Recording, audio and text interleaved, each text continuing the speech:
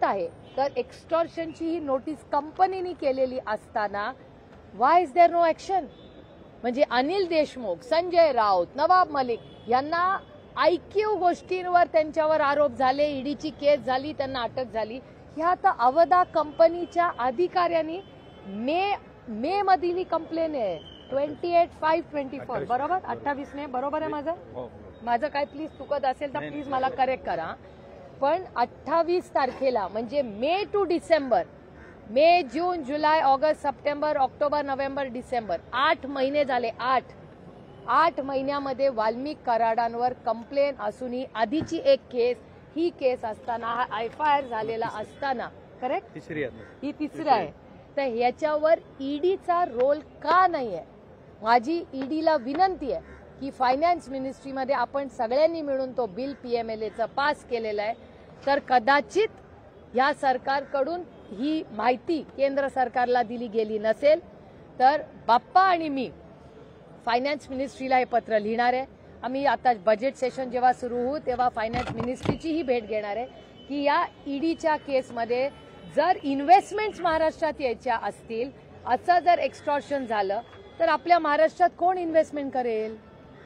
हे खूप चिंताजनक आहे. हा विषय फार गंभीर आहे. हा राजकीय विषय नाहीये, हा सामाजिक विषय आहे. महाराष्ट्रामध्ये जर असं एक्स्टॉर्शन सुरू झालं तर इन्व्हेस्टमेंट कोण करेल? आणि एवढंच नाही, त्यांनी केस केली आहे. अहो आम्ही राजकीय म्हणून तुम्ही आम्हाला न्याय देऊ नका विरोधक म्हणून, पण इन्व्हेस्टरला पण महाराष्ट्रात न्याय मिळणार नाही. आता 6 महिने मे टू डिसेंबर, आपण जानेवारी महिन्यामध्ये आहोत. का या कागदावर ऍक्शन केलेली नाही? का ईडी आणि PMLAची ऍक्शन झाली नाही याच्यावर? याचं उत्तर आम्हाला द्यावं लागेल. आणि माझे 3च प्रश्न या सरकारला आहेत की संतोष देशमुखांचा हत्या हा एक केस आणि दुसरी फायनान्शियल फ्रॉडची.